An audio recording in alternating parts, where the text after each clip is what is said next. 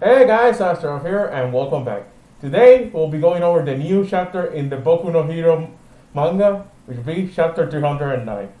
You see, since the last two chapters have been completely action-packed, we see the fight between Deku and Muscular, the other heroes from other schools, from Shiketsu High. So this chapter we just see Deku taking Muscular back to the police, actually. And we see that not everyone is recognizing him, mainly because he's wearing his mask now. He's wearing actually his full outfit. And we see him calling All Might. And we get an actual answer to what happened when he woke up, since we didn't know anything that happened until now. And we covered everything in the manga today, since mainly we got a great image of what happened. We get to see Deku waking up telling All Might what he saw. And most importantly, Deku's mother finally knows of what One for All is and everything that Deku has been entrusted with. And the decision he came in not going back to UA, since he believes he's the best choice to protect his friends and everyone. And we see Deku's mom actually, like every mother would, struggling with this decision. She doesn't want to see her son in danger or in any kind of life-threatening situation, but she understands that she needs to let him go, and it's his son, her son growing up. And we get to see more of the character development in this arc. And most importantly, we see that Deku is working with All Might, Endeavor, Best Genius, and Hawks. Like the three top heroes and the former number one hero in a team up with Deku. Since they already know of One for All and they're protecting him and the world from the truth of this quirk and what it will lead to. Also, the thing that also stuck to me most is, why is Deku's Dr. Mario? Like, that hospital should be called Nintendo Hospital, because basically we got Toad, who was in charge of Endeavor, and we got Mario basically in charge of Deku. Like, god damn it, Horikoshi, you just hit there, man. I don't know if this was your plan, but man, it gave me a laugh. Like, holy shit, they're showing here, we got this freaking character. Why is Mario here? But still, aside from that moment of laughter, I just enjoyed this chapter. It was just beautiful. We managed to cover a lot in just a small chapter.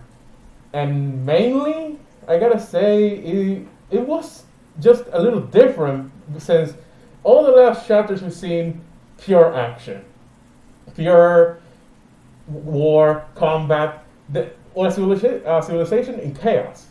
But we get to see a little bit of what's actually happening in the saga, how the characters are feeling, which I believe is one of the best parts of this saga. And we see Deku actually then, after that little flashback, going back to All Might. And what we get to see is basically him arriving and telling, oh, any problems, he's injured. And we get to see his new gauntlet, which is making me question, is the first movie canon now? Because that's basically what Melissa gave Deku in the movie.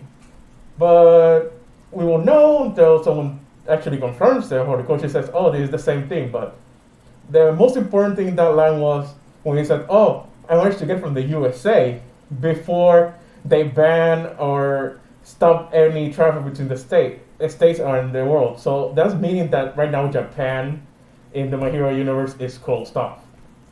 Like, we are in the world. Like it was a pandemic of villains in there and no one can get out. Which I thought was a pretty interesting part to cover. And aside from that, the chapter just was great. We also got an explanation that Deku no longer will get that injured from using his core 100%, since he's trained a lot. He's up to 45%. Unlike before when he was only using 5% and his arms were completely destroyed. But now he can handle 45%, even at 100% he will destroy his body. Which is good, since he can go full out, but he also needs to be careful not to injure himself to the point where there's no way of recuperating any movement. Aside from that, guys, the chapter was amazing. It covered the themes that needed to cover this time around. And now that season 5 of the anime is coming up, and we're about to get in the parts of what's coming in the manga. Actually, we're gonna start leading on that direction, which I believe is gonna be awesome. And the third movie, I honestly don't know what to expect, since mainly we've seen the first movie.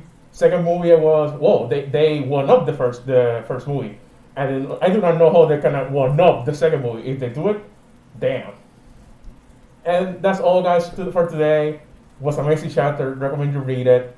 It just it was beautiful. It covered everything that needed to cover and explain everything. And mainly, the thing that hit most was when Gran Torino gave Deku his cape and telling him that sometimes death can be a way of saving someone.